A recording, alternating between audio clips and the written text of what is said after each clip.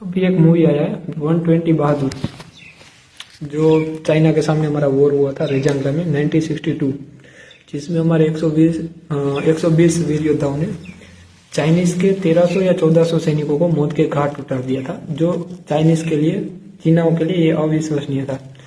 तो जब ये युद्ध हुआ तो हमारे वहाँ रेजांगला में सिर्फ 120 इंडियन आर्मी के जवान तैनात थे, जो चीनी सैनिकों को इस बात का पता था। तो उसने फायदा उठाने के लिए वहां पर अटैक किया रेजांगला में।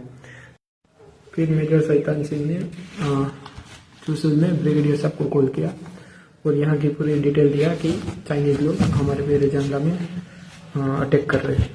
फिर चुशुल से ब्रिगेडियर साहब ने मना किया कि अभी हम आर्मी नहीं भेज सकते हो।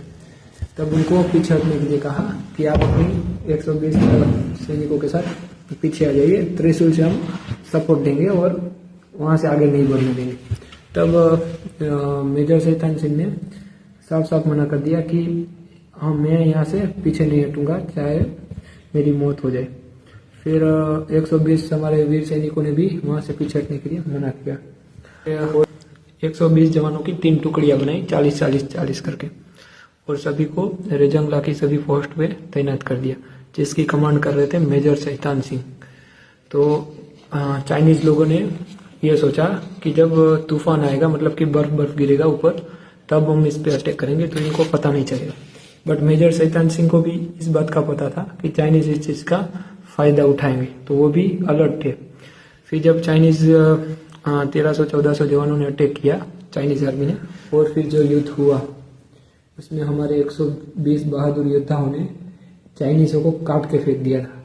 फिर जब ये और सिपाही आए चाइनीज के, तो उन लोगों ने ये चीज देखा और वो भरोसा नहीं कर पा रहे थे कि 120 भारतीय ने हमारे 1300-1400 को मौत के घाट उतार दिया। फिर जो उसमें से एक चाइनीज अफसर था, उसने मेजर सैतान सिंह की डेड बॉडी को देखा, तब उसने उनको सल्यूट किया कि इनको पता था कि हमारी मौत निश्चित है, चाहे कुछ भी हो, फिर भी वो अपनी मातृभूमि की रक्षा के लिए यहाँ से हिले नहीं। तो उनको सल्यूट करके फिर अपने जनरल को कॉल लगाया और उनको बोला कि हमारे 1300-1400 सैनिकों को भारतीय सैनिकों ने मौत के घाट उतार दिया।